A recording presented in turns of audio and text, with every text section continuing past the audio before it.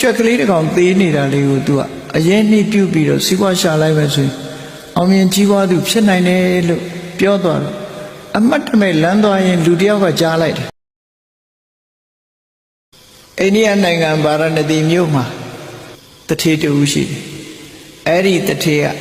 အင်တာမအသိပညာရှိတယ်ထက်မြက်တယ်စီးပွားရှာတတ်တဲ့နေရာမှာလည်းပဲအကြံကောင်းဉာဏ်ကောင်းတွေသိတယ်အဲ့ဒီတထေးကတနေ့တော့ तू ကတထေးတွေဟာဘုရင်စီကိုအခါစားဝင်ကြရတယ်အဲ့ဒီခေတ်ကအခါစားဝင်သွားရင်လမ်းမှာ तू ဘာတွေ့တော့ဆိုရင်ကြွက်သေးလေးတစ်ကောင်တွေ့တယ်ကြွက်သေးလေးတစ်ကောင်တွေ့တော့သူ့နောက်ကလိုက်လာတဲ့လူကိုပြောတာဟေးဒီကြွက်သေးလေးရမယ်အသေးအဖွဲလေးပဲတကယ်ကိုစီးပွားရေးအမြင်ရှိတဲ့ကောင်တစ်ကောင်ဟာဒီကြွက်သေးလေးကိုအရင်နှိပ်ပြုတ်ပြီးတော့စီးပွားရှာလိုက်မယ်ဆိုရင်တထေးဖြစ်နိုင်တယ်ဒီကြွက်သေးလေးကိုစနစ်တကျအသုံးချပြီးတော့စီးပွားရေးမျက်စိရှိမယ်ဆိုရင်ဒါလေးကိုအရင်လုပ်လိုက်တယ်ကြွက်ကလေးတစ်ကောင်သေးနေတာလေးကို तू ကအရင်နှိပ်ပြုတ်ပြီးတော့စီးပွားရှာလိုက်မယ်ဆိုရင်အောင်မြင်ကြီးပွားသူဖြစ်နိုင်တယ်လို့ပြောသွားတော့အမတ်တမဲ့လမ်းသွားရင်လူတစ်ယောက်ကကြားလိုက်တယ်ကြားလိုက်တော့ဟာ तू ဟာအောင်မြင်နေတဲ့တထေးတစ်ယောက်ပဲမဟုတ်တာတော့မပြောတော့ဘူးငါစမ်းကြည့်မယ်ဆိုကြွက်သိလေးကောက်ယူသွားအဲ့ပဲကြွက်သိလေးကောက်ယူသွားပြီးကြောင်မွေးတဲ့အိမ်ကြီးရောင်းလိုက်တယ်တပြားဖို့ရတပြားလေးရငွေလေးတပြားရတယ်ဆိုတော့အဲ့ဒီခေတ်ကငွေပေါ့နော်အဲ့ဒီရတဲ့ငွေလေးကို तू ကအဲ့ဒီ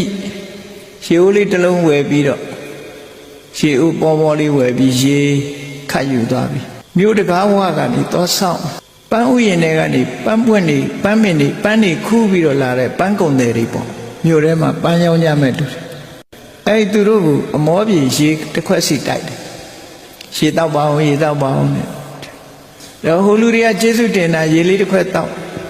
ပြီးတဲ့ကပန်းလေးတစ်ဆုပ်သူပေးသွားအဲ့ဒီပန်းလေးကိုသူဈေးသွားရောင်းလိုက်တယ်ငွေတစ်ချက်ရလာနောက်ရကြတော့ဘယ်ထိလိုက်သွားတော့ဆိုအဲ့ဒီပန်းခူးတဲ့ပန်းဥယျာဉ်ထီအောင်လိုက်သွားတယ်သူလိုက်ပြီးတော့အမောပြေရေတိုက်တယ်ထကြက်ခဲလေးကျွေးတယ်ကျေးဇူးတင်တဲ့ဟိုလူတွေကပန်းကြုံတစ်ချုံကိုတဝက်လောက်ပဲခွင်ဂျာနာကဲမင်းပါမင်းခူးယူတော့ဆိုပေးထားခူးတယ်ပန်းလေးအကုန်လုံးအများကြီးရပန်းလေးအများကြီးရတော့အဲ့ဒီပန်းလေးကိုဈေးပို့လိုက်တာငွေ8ကျပ်ရသွားကစုတယ်သူကနောက်ရက်အဲ့ဒီငွေလေးကနေပြီးတော့အရင်တီထားပြီးငွေရှာလိုက်တာငွေစုမိလာတဲ့အချိန်လေးမှာ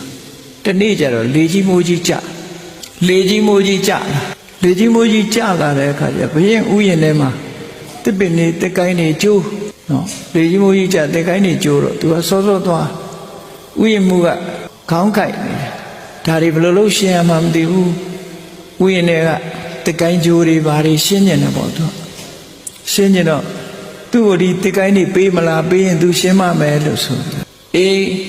အဲ့ဒီမှာကလေးတွေလူငယ်တွေကစားဝိုင်းရှိကစားဝိုင်းသွားပြီးတော့ထင်းမြက်နဲ့ရေနဲ့တိုက်ပြီးတော့လာကြပါငါကြီးတို့လှုပ်အားပေးကြတာမှဥယျာဉ်တွေကတက်ကိုင်းတွေဆွဲထုတ်မှာဆိုကလေးတွေခေါ်ပြီးတော့တက်ကိုင်းတွေအကုန်ဆွဲထုတ်ပြီးအပြင်ဘက်မှာပုံထားတယ်အဲ့ဒီလိုပုံထားတဲ့အချိန်မှာအိုးဖုတ်မဲ့လူတွေကအိုးဖုတ်ဖို့ရထင်းရှာကြတဲ့အခါကျတော့အဲ့ဒီထင်းကိုလာဝယ်တော့ငွေ16ကျပ်ရလိုက်တယ်သူအိုးက9လုံးလက်ဆောင်ပေးသွားသေးတယ်အဲ့ဒါနဲ့သူဟာပတ်စံလေးတော်တော်စုမိသွားတဲ့အခါကျမိတ်ဆွေဖွဲ့တယ်ကုန်းလန်းကကုန်းတယ်တွေကုန်းလန်းမှာလုံးလုံးကုန်းလန်းကလာမဲ့ကုန်းတယ်တွေနဲ့ပတ်သက်ပြီးတော့တာဝန်ခံအလုံးလုံးတဲ့ပုဂ္ဂိုလ်တွေရေလန်းကလာတဲ့ကုန်းတယ်တွေနဲ့ပတ်သက်ပြီးဆက်သွယ်ပြီးအလုံးလုံးတဲ့ပုဂ္ဂိုလ်တွေနဲ့မိတ်ဆွေဖွဲ့ပြီးသူတို့စီကသတင်းရအောင်သူကယူတယ်ထညက်လေးကျွေးရေလေးတိုက်နဲ့မိတ်ဆွေဖွဲ့အဲ့ဒီမှာကုန်းလန်းကမိတ်ဆွေတငယ်ချင်းကသူ့ကိုသတင်းပေးတယ်နှစ်ပြင်အကြရင်နဲ့မြင်း900ရောက်လိုက်မယ်ကုန်းတဲ့အယောင်းဝယ်လုံးမဲ့မြင်းနေ900မြင်းကုန်းတွေရောက်လိုက်မယ်ဆိုအဲ့ဒါနဲ့သူကရိတ်တဲ့သူတွေစီသွားပြီးတော့ထညက်နဲ့ရေနဲ့ပေးတဲ့အခါကျတော့ဟိုလူတွေကသူ့ကိုမျက်တထုံးစီပေးသွားပြီးသူကဘာပြောတော့ဆိုရင်ခမည်းတော်တဲ့ဟိုတခုဂတိပေးပါကျုပ်ကို ကျုပ်ရဲ့ကျေးဇူးတရားနဲ့ခင်ဗျားတို့ဂရုတစ်ခုပေးပါအဲ့တော့ကျုပ်မယောင်းမချင်းခင်ဗျားတို့မယောင်းပါနဲ့ဟိုလူတွေကမသိသေးဘူးမြင်းနေလာပဲဆို